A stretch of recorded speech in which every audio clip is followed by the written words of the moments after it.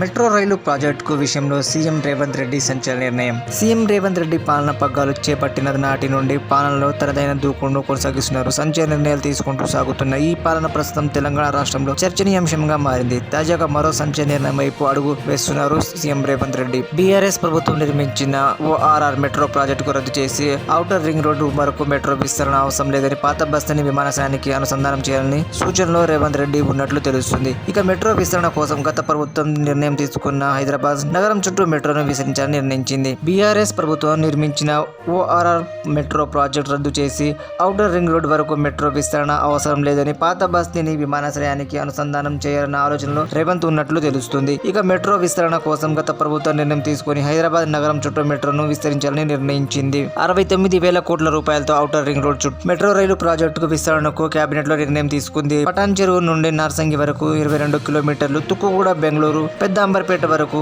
40 కిలోమీటర్ల మేర ప్రాజెక్టు నిర్మిస్తామని పేర్కొంది. మెట్రో కారిడార్ తార్నాక నుంచి ఈసీఎల్ వరకు 8 కిలోమీటర్ల, మేడ్చల్ నుంచి పటాన్ చెరువు వరకు 29 కిలోమీటర్లు, ఎల్బీ నగర్ నుంచి పెద్ద అంబర్పేట వరకు పొడిగించాలని నిర్ణయించుకుంది. అలాగే రాయదుర్గం నుంచి శంషాబాద్ విమానాశ్రయం వరకు మెట్రో రైలుకి కూడా గ్రీన్ సిగ్నల్ వచ్చింది అని బీఆర్ఎస్ ప్రభుత్వం ఆ పనులన్నింటికి నాటి సీఎం కేసీఆర్ శంకుస్థాపన చేయగా ప్రస్తుతం పనులు టెండర్లో దశలో ఉన్నాయి. ఈ పనులన్నింటినీ నాటి సీఎం కేసీఆర్ శంకుస్థాపన చేయగా ప్రస్తుతం పనులు టెండర్ దశలో ఉన్నాయి. అయితే గత ప్రభుత్వం తీసుకున్న నిర్ణయానికి బ్రేకులు వేయాలని భావిస్తున్న Telangana CM Revanth Reddy ORR metro విస్తరణకు ప్రాజెక్టుకు పై కీలక నిర్ణయం తీసుకున్నట్లు తెలుస్తుంది. తాజాగా ఎంఐఎం ఎమ్మెల్యేతో సమావేశమై రేవంత్ రెడ్డి పలు అభివృద్ధి పనులపై వారితో చర్చించిన క్రమంలో ఓఆర్ఆర్ మెట్రో విస్తరణ ప్రాజెక్టు పైన కూడా చర్చించారు. ఔటర్ రింగ్ రోడ్ వరకు మెట్రో విస్తరణ చేయాల్సిన అవసరం లేదని రేవంత్ రెడ్డి అభిప్రాయం వ్యక్తం చేశారు. రియల్ ఎస్టేట్ వ్యాపారస్తులకు లబ్ధి చేరుకోవడం కోసం తీసుకున్న నిర్ణయమని పేర్కొన్నారు. అయితే ఈ ప్రాజెక్టు రద్దు చేసి పాత బస్తీని విమానాశ్రయానికి అనుసంధానం చేయాలని ఆలోచనలో రేవంత్ రెడ్డి ఉన్నట్లు సమాచారం. పెండింగ్ లో ఉన్న